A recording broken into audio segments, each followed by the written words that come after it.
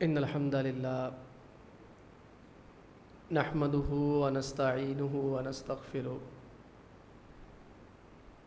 ونعوذ باللہ من شرور انفسنا ومن سیئات اعمالنا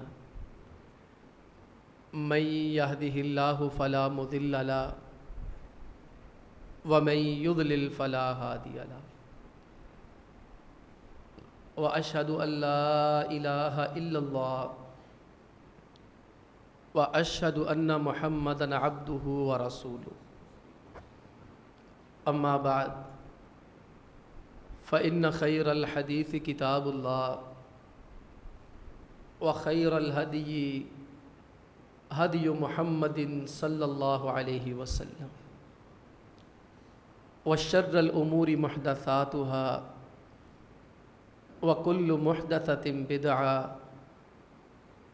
وَكُلُّ بِدْعَةٍ ضَلَالَةٍ وَكُلُّ ضَلَالَةٍ فِي النَّارِ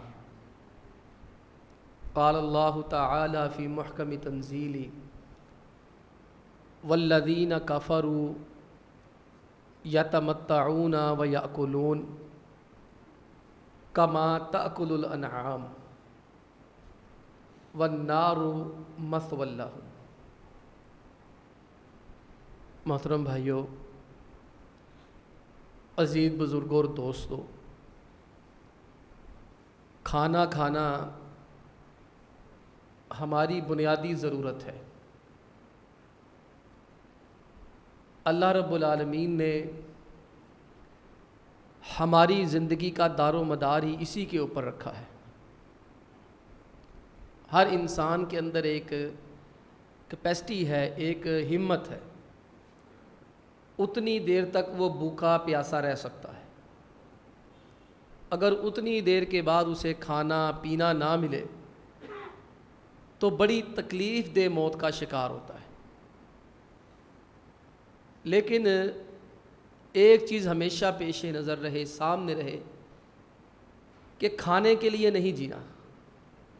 ہمارے ہاں محاورہ بڑا اچھا اور مشہور ہے، جینے کے لیے کھائیں، کھانے کے لیے نہ جئیں۔ کھانے کا مقصد صرف اتنا ہو تاکہ میں زندہ رہ سکوں، توانا رہ سکوں، مضبوط اور تندرست رہ سکوں، اور اللہ تعالیٰ کی صحیح طرح عبادت کر سکوں۔ جینے کا مقصد کھانا نہیں ہونا چاہیے کہ ہر وقت ذہن کے اندر کھانا پینا یہ چیزیں دوڑتی رہیں۔ جس انسان کے اندر کھانے کی تڑپ آ جائے اور کھانے کا غلام ہو جائے، اللہ کی قسم وہ بندہ پھر کسی کام کا نہیں رہتا۔ وہ بندہ پھر جہاں سے اسے کھانا ملتا ہے نا، اس جگہ کا وہ غلام بن کے رہ جاتا ہے۔ بہت بڑے ایک امام اور محدث ہیں، وقت کے بادشاہ نے انہیں اپنے دربار میں بلایا۔ وقت کا بادشاہ چاہتا تھا کہ انہیں اپنا قبضے میں کر لے۔ آپ اسی لیے دیکھیں گے جو بڑے بڑے علماء ہیں، صحیح معنوں میں عالم دین ہیں، ثقہ عالم دین ہیں، پختہ عالم دین ہیں، ایک تو وہ لوگوں کی دعوتوں پہ نہیں جاتے۔ لوگ جتنا مرضی اصرار کریں، جتنی مرضی منتیں ترلے کریں، وہ کبھی کسی کے پاس کھانا کھانے نہیں جاتے۔ اور دوسرا، اگر وہ کسی کے پاس کھانا کھانے چلے بھی جاتے ہیں تو بڑی احتیاط سے کھاتے ہیں، تھوڑا تھوڑا کھاتے ہیں، آہستہ آہستہ کھاتے ہیں، جو صحیح علماء ہیں۔ اور اس کے برعکس جو 2 نمبر مولانا حضرات ہیں، جو کھانے پینے کے رسیاں ہیں، وہ آپ کو دیکھیں گے امراء کے پیچھے، پیسے والوں کے پیچھے، دولت والوں کے پیچھے بڑے ہیلے بہانوں سے بھاگتے ہیں، اور ان کو وقتاً فوقتاً یاد کرواتے ہیں، حاجی صاحب بڑا عرصہ ہو گیا ہے آپ کے گھر دعا کرنے نہیں گئے۔ اس دعا کے پیچھے اصل میں مقصد کیا ہوتا ہے؟ وہ پیٹ کی پوجا ہوتی ہے، وہ کھانے کے غلام ہوتے ہیں، جس کی وجہ سے وہ لوگوں کے غلام بن جاتے ہیں، جس کی وجہ سے انہیں پھر لوگوں کی مرضیاں جیسے ہوتی ہیں ویسے مسئلے بھی بتانے پڑتے ہیں، وہ ویسے پھر کام بھی کرنے پڑتے ہیں۔ اس لیے میں نے عرض کیا کہ آپ صحیح علماء کو دیکھیں گے، وہ کبھی بھی بڑے بڑے امراء کے درباروں میں نہیں جائیں گے، کھانا کھانے نہیں جائیں گے۔ مولانا ابوالکلام آزاد رحمہ اللہ کے والد گرامی مولانا خیر الدین کلکتوی، یہ بہت بڑی شخصیت تھے. ان کی اگر نیکیاں دیکھی جائیں، یہ جو آج نہر زبیدہ دوبارہ چل رہی ہے، انہوں نے چلوائی تھی دوبارہ. انہوں نے اتنے ان کے تعلقات تھے، اتنے زیادہ ان کے جان پہچان تھی ان کی. ابوالکلام آزاد نے ان کے بارے میں لکھا ہے کہ خلافت عثمانیہ کا جو خلیفہ تھا وہ ان کا تابع دار تھا، اور اس کے علاوہ بہادر شاہ ظفر کے خاندان کے جو بادشاہ تھے، بڑے بڑے شہزادے تھے، وہ سارے اس کے پاس آیا کرتے تھے. ابوالکلام نے لکھا ہے کہ ہمارے والد گرامی کی وہ منتیں اور ترلے کرتے تھے کہ آپ مہربانی کر کے ایک دفعہ آ کے ہمارے پاس کھانا کھا لیں. کہتے وہ نہیں جاتے، حتیٰ کہ بہادر شاہ ظفر کے کسی پوتے نے یا کسی پڑپوتے یا بیٹے نے زبردستی ان کو پالکی میں سوار کرایا اور دور راستے سے، انجانے راستوں سے اپنے گھر میں لے کے جانے لگا. جب ان کو احساس ہوا کہ میرے ساتھ کوئی گیم کھیلی جا رہی ہے کھانا کھلانے کے چکر میں، کہتے وہیں سے اتر گئے. اور اس کے علاوہ ابوالکلام لکھتے ہیں کہ ہمارے گھر کے اندر ایک غریب درزی آتا تھا، ایک موچی آتا تھا، وہ ہمارا کہتا ہم نے آپ جو ہے وہ کھانا کھلانا ہے، کہتے ہمیں ساتھ لے کے چلے گئے. عرض کرنے کا مقصد صرف اتنا ہی ہے کہ کھانے کا غلام نہیں بننا، جینے کے لیے کھائے. ایک محدث تھے، بادشاہ نے ان کو بلایا اور بادشاہ نے کہا جی آپ کے پاس 3 چیزیں ہیں، تینوں میں سے جس چیز کے اوپر چاہے آپ عمل کر لیں.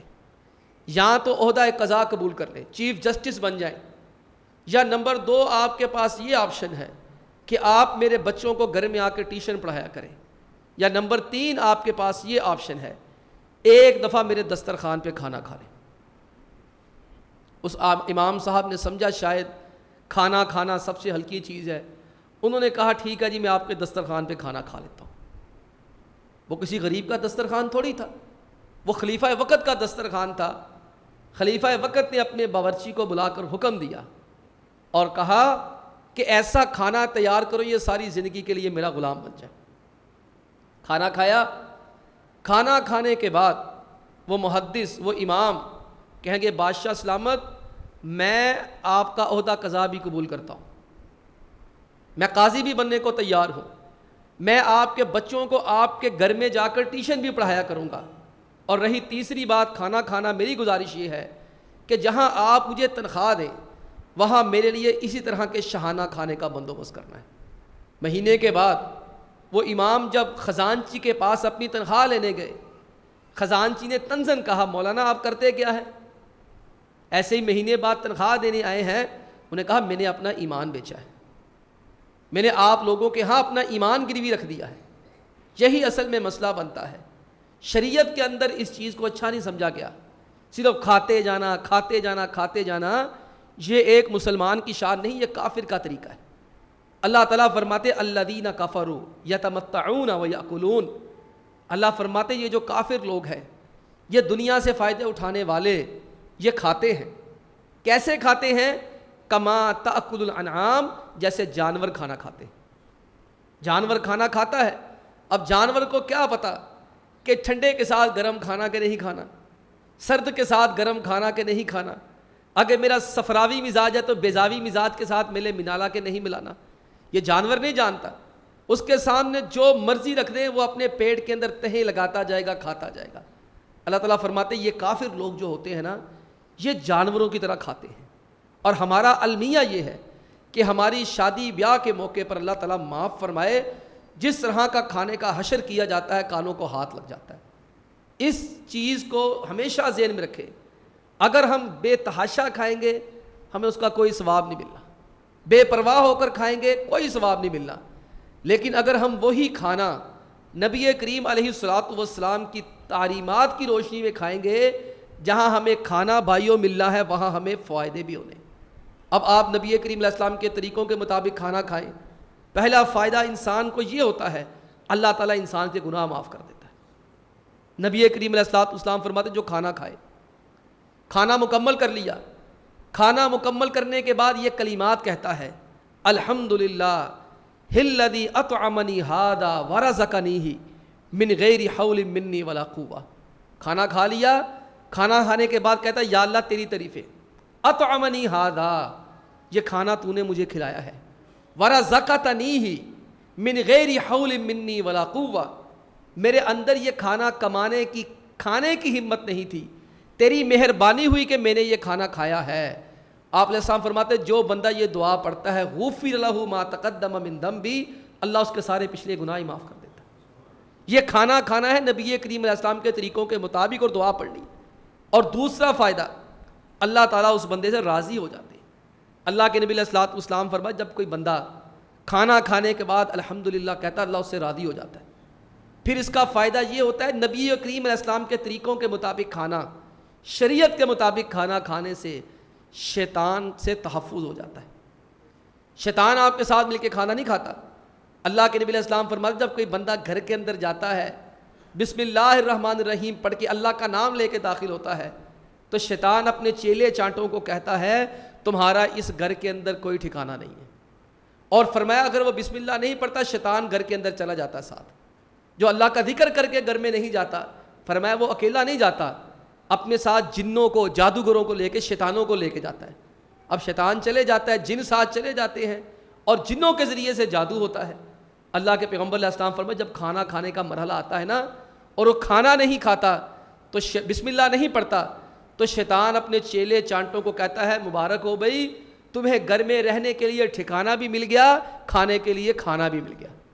فرمایا جب وہ بسم اللہ پڑھ لیتا ہے، اللہ کا نام لے کے کھانا کھاتا ہے تو شیطان اپنے چیلے چانٹوں کو کہتا ہے کہ بھائی یہاں تو اس گھر میں تمہارے لیے کھانے کا کوئی بندوبست نہیں ہے۔ اس لیے میرے بھائیوں کھانا کھائیں، جتنا دل کرتا کھائیں، جتنی ہمت ہے کھائیں، لیکن شرعی آداب کو ملحوظ خاطر رکھیں۔ اور شرعی آداب کو دیکھا جائے کھانا کھانے کے آداب کے 3 حصے ہو سکتے ہیں۔ پہلا کھانا کھانے کا بنیادی ادب یہ ہے، وہ آداب ہیں جن کا تعلق کھانا کھانے سے پہلے ہے۔ انسان نے کھانا کھانے سے پہلے جن کو اختیار کرنا ہے ان میں سر فہرست جو بنیادی چیز آتی ہے اپنے ہاتھ دھوئے جائے۔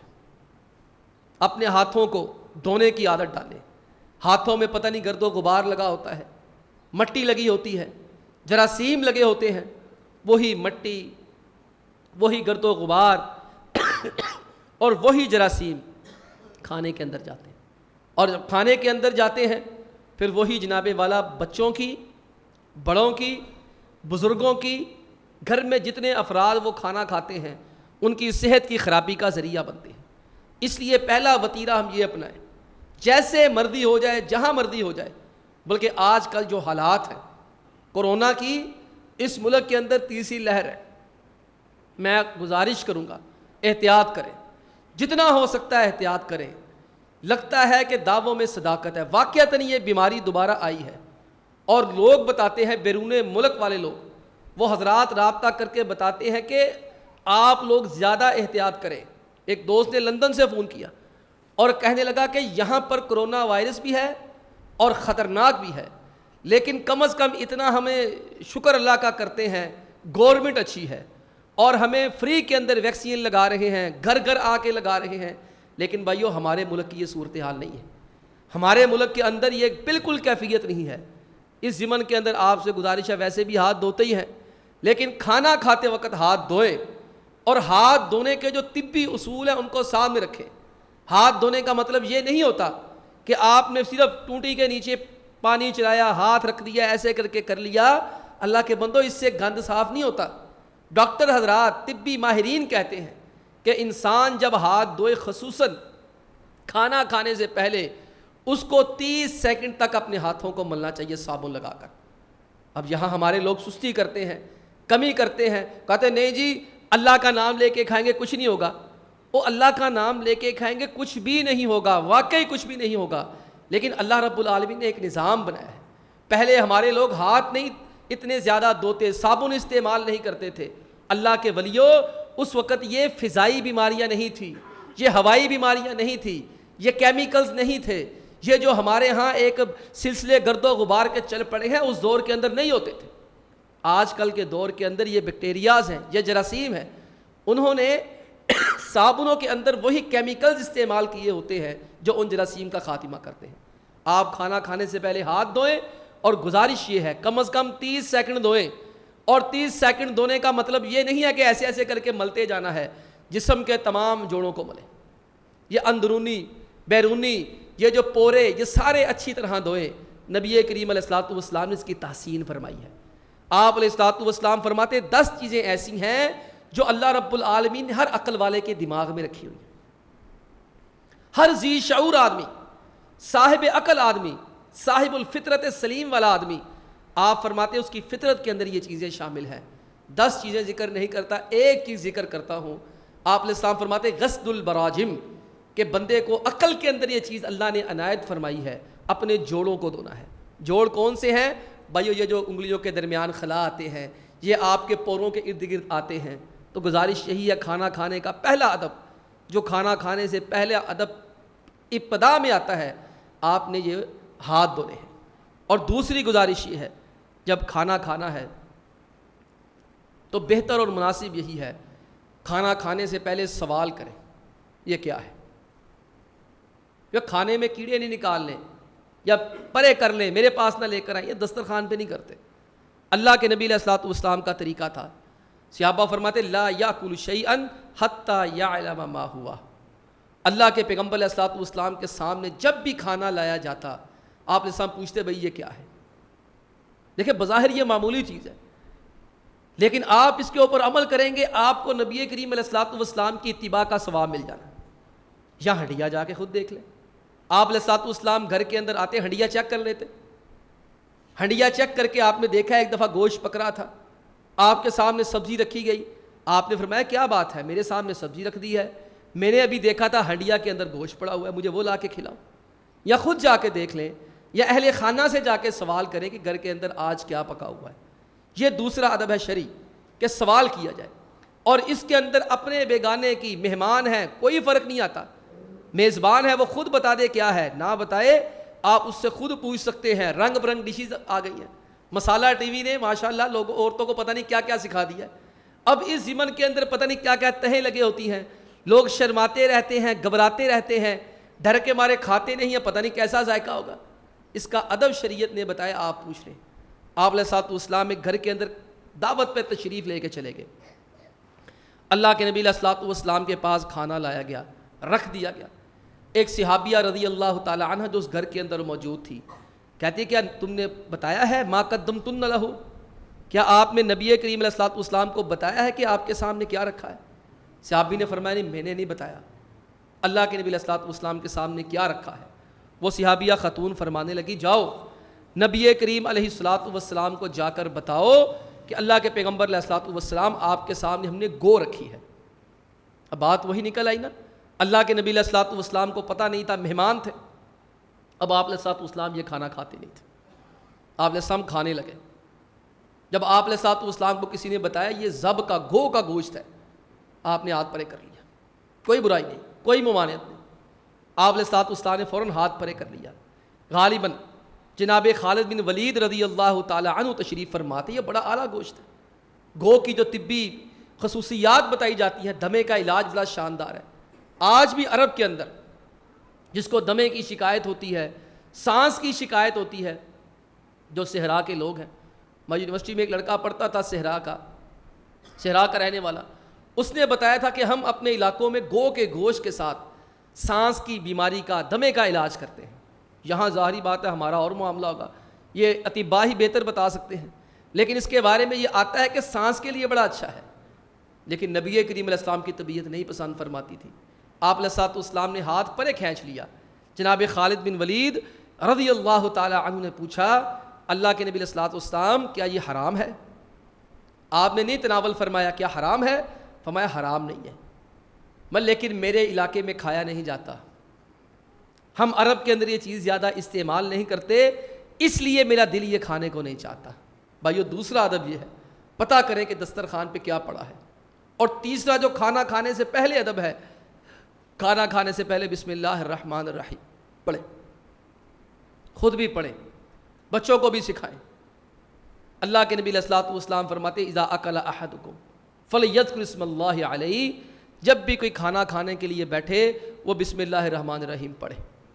اور فرمایا اگر وہ بسم اللہ الرحمن الرحیم پڑھنا آغاز میں بھول جاتا ہے فإن نسیہ، اگر یاد نہیں رہتا تو کیا کہنا چاہیے؟ بسم اللہ اولہ و آخرہ، کہ پہلے بھی بسم اللہ اور آخر میں بھی کیا ہے وہ بسم اللہ الرحمن الرحیم. اب یہ تین چیزیں ہیں جو کھانا کھانے سے پہلے اختیار کرنی ہیں. اور اگلی کچھ چیزیں ہیں جن کا تعلق کھانا کھانے کے دوران ہے. دائیں ہاتھ سے کھانا کھانا ہے. کھانا دائیں ہاتھ سے کھانا ہے. بچوں کی عادت ہوتی ہے, بعض حضرات لیفٹ ہینڈر ہوتے ہیں, لیفٹی ہوتے ہیں, وہ ہر کام ہی بائیں ہاتھ کے ساتھ کرتے ہیں, اور ماں باپ یا بزرگ عام طور پر اس بچے کی یہ عادت دیکھ کر کہتے ہیں نہیں جی یہ لیفٹی ہے, یہ لیفٹ ہینڈر ہے, اس کو چھوڑ دو, یہ لکھتا بھی بائیں ہاتھ کے ساتھ ہے, یہ چیزیں بھی بائیں ہاتھ سے پکڑتا ہے, کوئی بات نہیں. ممکن ہے اس بچے کی عادت ہو, لیکن یہ عادت بدلی جا سکتی ہے. جس وقت بچے کو دیکھیں وہ بائیں ہاتھ سے کھا رہا ہے, اسی وقت اس کو فوری طور پر ٹوک کر کہیں بیٹا دائیں ہاتھ سے کھاؤ. اپنا ہے, بیگانہ ہے, جو مرضی ہے, پیار سے اسے کہہ دیں بیٹا دائیں ہاتھ سے کھاؤ. اللہ کے نبی علیہ الصلوۃ والسلام کی زوجہ محترمہ ام سلمہ رضی اللہ تعالی عنہ کا صاحبزادہ جناب عمر بن ابی سلمہ رضی اللہ تعالی عنہ, یہ نبی کریم علیہ السلام کی کفالت اور پرورش میں تھے. آپ علیہ الصلوۃ والسلام نے ان کی والدہ محترمہ سے شادی کی تھی. ان کے والد کے انتقال کے بعد ان کی پوری کفالت آپ علیہ الصلوۃ والسلام بذات خود فرمایا کرتے تھے. یہ فرماتے میں بچہ تھا, نبی کریم علیہ الصلوۃ والسلام کے سامنے کھانا کھا رہا تھا, میں نے بائیں ہاتھ سے چیز پکڑنا چاہی, آپ نے مجھے فوراً کہا یا غلام سم اللہ بیمینک, اے بچے بسم اللہ پڑھو اور اپنے دائیں ہاتھ سے کھانا کھاؤ. دائیں ہاتھ سے کھانا کس لیے آپ نے فرمایا ہے؟ آپ علیہ السلام فرماتے اس لیے کہ شیطان بائیں ہاتھ سے کھاتا ہے. ہمیں شیطان کی مشابہت اور سے منع فرمایا گیا ہے, اس کی مخالفت کا حکم دیا گیا چھوٹی چھوٹی باتوں میں. اس لیے بھائیو گزارش یہ ہے, اگر کسی کی عادت ہے بائیں ہاتھ سے کھانا اور اس عادت پہ پختہ ہو چکا ہے, یہ عادت بدلی جا سکتی ہے, کوئی بات نہیں. اگر انسان معذور ہے, دایاں ہاتھ نہیں ہے, دائیں ہاتھ پہ چوٹ لگی ہے یا انگلیاں کوئی مسئلہ بن گیا ہے دائیں ہاتھ سے, پھر وہ بائیں ہاتھ سے کھا سکتا ہے. لیکن اگر دایاں بھی اللہ نے دیا ہے پورا, بایاں بھی اللہ نے دیا ہے, تو اللہ کے نبی علیہ الصلوۃ والسلام کا حکم ہے کہ دائیں ہاتھ سے کھائیں. اپنی عادت بدلیں, اپنے آپ کو کسی کو کہہ دیں کہ یار میں بائیں ہاتھ سے کھاؤں تو مجھے بتائے کہ دائیں ہاتھ سے کھائیں. یہ ایک چیز ہے کھانا کھانے کے دوران. اور دوسری چیز یہ ہے کھانا اپنے سامنے سے کھانا, کھانا اپنے سامنے سے کھائیں. وہی وہ بچے والی روایت جناب عمر رضی اللہ تعالی عنہ والی, عمر بن ابی سلمہ رضی اللہ تعالی عنہ, یہ بچے تھے, کبھی ادھر سے لے رہے ہیں, کبھی ادھر سے لے رہے ہیں, کبھی ادھر سے لے رہے ہیں. تو آپ علیہ الصلوۃ والسلام نے فرمایا اے بچے اپنے آگے سے کھانا کھاؤ, یہ اچھا طریقہ نہیں ہے. ہاں فرض کر لیں ایک کھانے میں ڈشیں زیادہ ہیں, مثلا آلو بھی ہے, شوربہ بھی ہے, گوشت بھی ہے, پھر اجازت ہے. ایک ہی برتن کے اندر ڈشیں زیادہ ہیں, یا وہ کھانا اس طرح بنایا گیا ہے اس میں 3-4 چیزوں کو مکس کر دیا گیا ہے. اب جس کا آلو کا دل کرتا ہے وہ آلو کھا لے, جس کا شوربہ لینے کو دل کرتا ہے وہ شوربہ کھا لے, اس میں کسی کو پابند نہیں کیا جائے گا, یہ اجازت ہے. اور اگلی چیز بھائیو انتہائی ضروری ہے جس کے اندر ہمیں بہت زیادہ خیال کرنا ہے, دیکھنے میں آتا ہے شادی بیاہ کے موقع پر ان چیزوں کا اہتمام نہیں کیا جاتا. عام طور پر ہم علماء کو الزام دیتے ہیں مولوی بڑے کھاندے, مولوی بڑے کھاندے, مولوی بڑے کھاندے. اللہ کی قسم کبھی میں دوبارہ وہی پہلے والی بات عرض کروں, کبھی کسی صحیح عالم دین کے پاس بیٹھ کے کھانا کھائیں, وہ آپ کو انہی طریقوں کے مطابق کھانا کھاتا ہوا نظر آئے. اس کو پتہ ہے, اس کو پتہ ہے کھانا کیسے کھانا ہے. تو شادی بیاہ کے موقع پر جو اسلامی آداب ہیں کھانے کے, ان کی ہم بڑی دھچیاں اڑا دیتے ہیں. بڑا ہم جو ہے وہ ایک تو فضول خرچی بنانے والے بڑا کرتے ہیں, 200 بندے کا بلاوا ہوتا ہے 400 بندے کا بندوبست کر لیتے ہیں. ایک تو یہ چیز بھی بڑی ہمیں عجیب و غریب لگتی ہے. لیکن پھر بھی وہاں پر ایک اور چیز دیکھنے میں آتی ہے, وہاں ہم کھانا کھاتے وقت شریعت کا ایک اصول بھول جاتے ہیں کہ کھانا لیتے وقت ایک دوسرے کا خیال کرنا ہے. ہم دیکھتے ہیں جیسے ہی کھانا کھلتا ہے, وہ معذرت کے ساتھ ایک لطیفہ ذہن میں آ گیا ہے, وہ کہتے ہیں نا کوئی جوزف نامی کوئی آدمی, اس کو کسی دوست نے دعوت دی کہ میری شادی پہ آ جانا پاکستان میں, وہ پاکستان آ گیا ہے اور اس کے گھر والے کہتے ہیں کہ بھئی وہاں نہ جانا, وہاں جو ہے وہ دہشت گردی ہوتی ہے, ٹیررسٹ اٹیک ہوتے ہیں. وہ چلا گیا, اب ایئرپورٹ پہ جا کے گھر والوں کو کہتا ہے میں بالکل ٹھیک ہوں, صحیح سلامت ہوں, پہنچ گیا ہوں. گھر پہنچ کے میسج کرتا ہے وہ کہ میں گھر خیر خیریت سے پہنچ گیا ہوں. اب وہ سارے جتنے بھی معاملات کر رہا ہے پیچھے میسج بھیجتا جا رہا ہے کہ میں بالکل ٹھیک ٹھاک ہوں.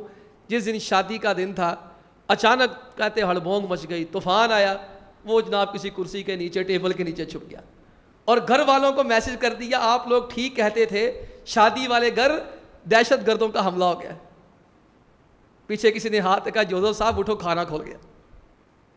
یہ ہے تو لطیفہ کہنے میں, لیکن آپ دیکھیں کہ ہماری معاشرے کی کیسی ترجمانی کی گئی ہے کہ جیسے ادھر سے ٹن کی آواز آتی ہے, ہلکے سے برتن کھسکتے ہیں, خاص قسم کی آواز آتی ہے, اللہ کے بندو ہم کیسے دوڑ پڑتے ہیں, جیسے پتہ نہیں آج ہی کھانا ملا ہے اور آج ہی مقابلہ ہونا ہے, اور پتہ نہیں اگر آج تھوڑی سی دیر ہو گئی پتہ نہیں کھانے کو کچھ ملنا نہیں, اور پھر چلیں آپ پہنچ گئے تھوڑا سا لے لیں, اپنی ضرورت کے لیے لے لیں, جتنا آپ نے کھانا ہے وہ لے لیں.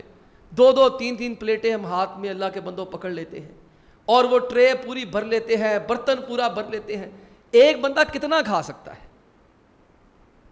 اوور لوڈ ہو جائے گا, بیمار ہی ہو جائے گا نا, اور تو کچھ نہیں ہونا. اب آپ دیکھیں کہ سب سے زیادہ لوگ بیمار رمضان المبارک میں ہوتے ہیں. ان 12 مہینوں میں سب سے شاندار مہینہ جو انسان کو طبی طور پر بہتر کرنے والا وہ رمضان المبارک ہے.